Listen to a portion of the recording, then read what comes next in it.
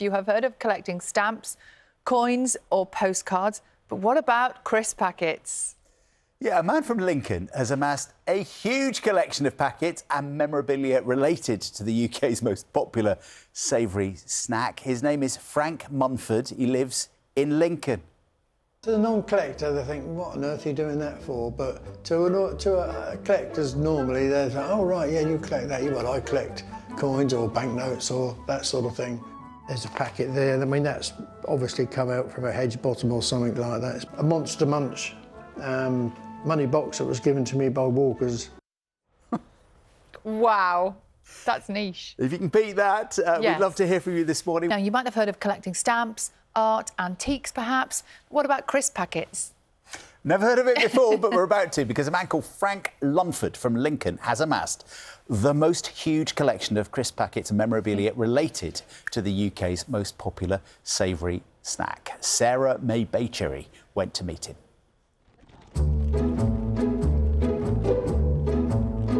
Pickled onion, curry flavour, gammon flavour.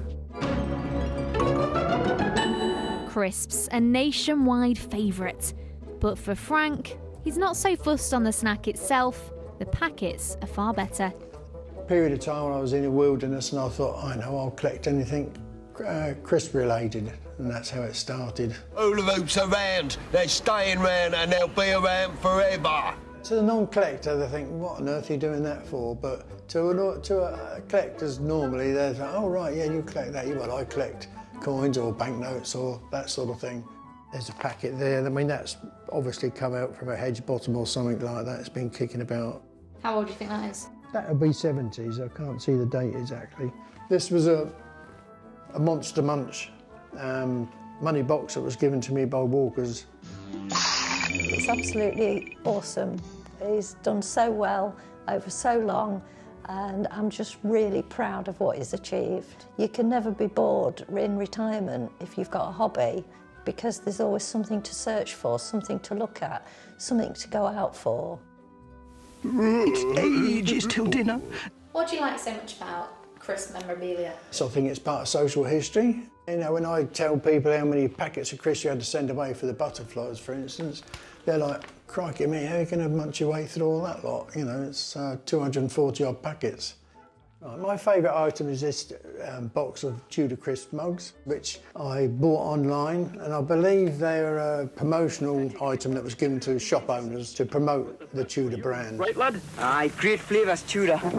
But of course, it's difficult to find out about Tudor crisp because the factory closed and it's been and gone. We're too good to be any old crisp. We wanna be. The next time you have a packet of crisps, just maybe, it could end up in a collection like Frank's. You actually don't like crisps? I don't mind them, but I don't eat them because I'm trying to watch my diet. Doesn't even like crisps. What's wrong with you? Who doesn't like crisps? You've been getting in touch in your hundreds this morning with some of your own collections. Yes. This is from Steve. He has a coffee cup collection. That's interesting. So they're all obviously like different takeaway places he's been to. That looks like underneath our table here every It morning. does a bit, doesn't it? By On the end of the your programme. side. Yeah.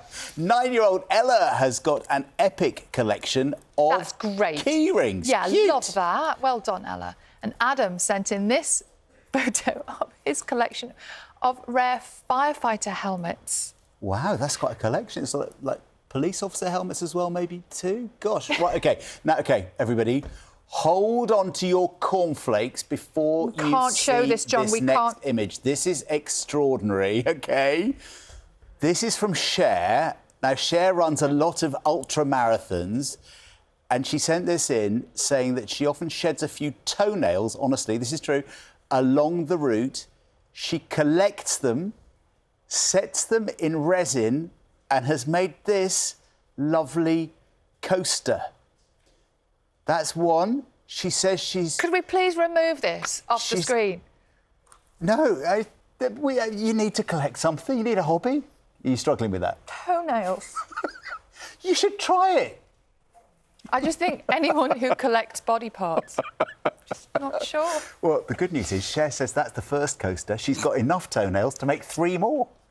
Can I just say right now, I don't want one. Christmas coming up, make a note of that. You want Cher's toenails? They're her own toenails. It's fine. If you've got a picture of any other interesting collections or inventions that you'd like to share with the nation this morning, and we'll show them. Contain Send our us breakfast. Whatever you want, and we'll put it on the telly. Before I saw that picture, I wondered whether it was true. Now I've seen it, I'm absolutely convinced. I'm amazed that she obviously has gone to the trouble to have them painted as well. Yeah. If you're going to preserve it forever, going to put your cup of coffee on it, your cup of tea on it. Imagine having your breakfast and that's in front of you. No, thank you. I feel sick. Send them in. Keep them coming. Right now, if you're still with us, the news, the travel and weather where you are. Are you all right? No. You have been sending us pictures of your unusual collections this morning. Christina in Liverpool has been collecting Winnie the Pooh bears, and she can fill her stairs with them, but her husband, Paul, is not so keen. He thinks it's maybe time that they went to a good home. That's obviously a trip hazard. Paul can't get upstairs, that's the trouble. Julie wants to show us her collection of aircraft sick bags. Not used. Thank you for those. Sick bags? Who collects it? Oh, Beat that. I think we might beat that in a minute. Bill has sent us this photo of his vintage telephone collection. Now, that's fine, isn't it? Yeah, I like that. That's vintage telephones. Do you remember that? Our work telephones used to be those, didn't they? Yeah. I'm not going to read the next one. OK. Everybody, I hope you finished your breakfast at home, because this is a collection we've been staggered by. This came from Sandra. She's an animal lover. She says she's on a mission to spot every wildcat species in the world. So guess what this is? I don't know because I'm not looking. Sally, she's been collecting their poo as souvenirs and has made coasters from the droppings of a jaguar and an Iberian lynx. No, I thought we reached a new low earlier when we were showing people's toenails as a coaster. It's with the coaster thing made out of things. Collecting body parts.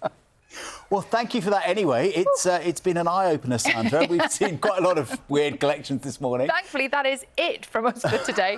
Breakfast will be back, not with us, tomorrow.